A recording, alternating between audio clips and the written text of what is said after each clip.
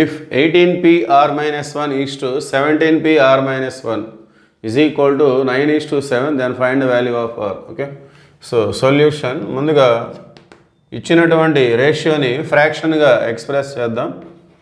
18p(r minus 1) by 17p(r minus 1) that is equal to 9/7.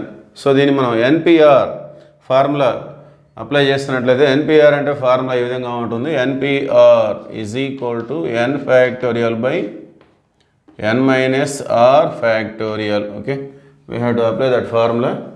So దీన్ని మనం 18 factorial by 18 minus r plus 1. 18లో ఇది minus చేయాలి. So minus చేస్తే minus r plus 1 factorial whole by 17p(r minus 1). So 17 factorial by 17 minus r plus 1 factorial, that is equal to 9/7. Okay, so ఇక్కడ ఇది డినామినేటర్కి వచ్చేస్తుంది, ఇది న్యూమినేటర్కి వచ్చేస్తుంది. So it become like this 18 factorial into 17 plus 1, 18 minus r factorial by 17 factorial into 18 plus 1, 19 minus r factorial,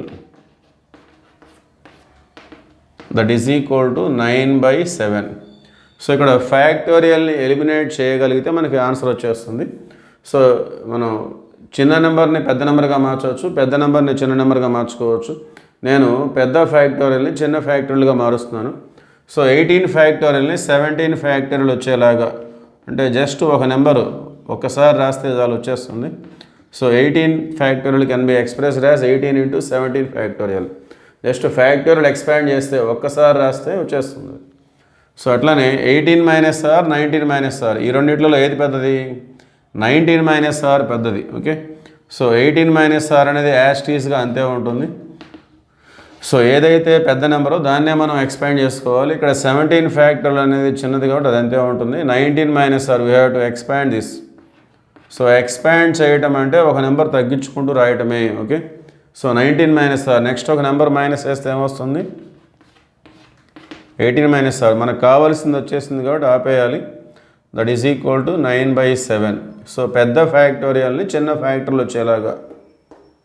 okay, so ఇప్పుడు 18 minus r ఫ్యాక్టర్లు cancel అవుతుంది, ఇక్కడ 17 ఫ్యాక్టర్లు cancel అవుతుంది.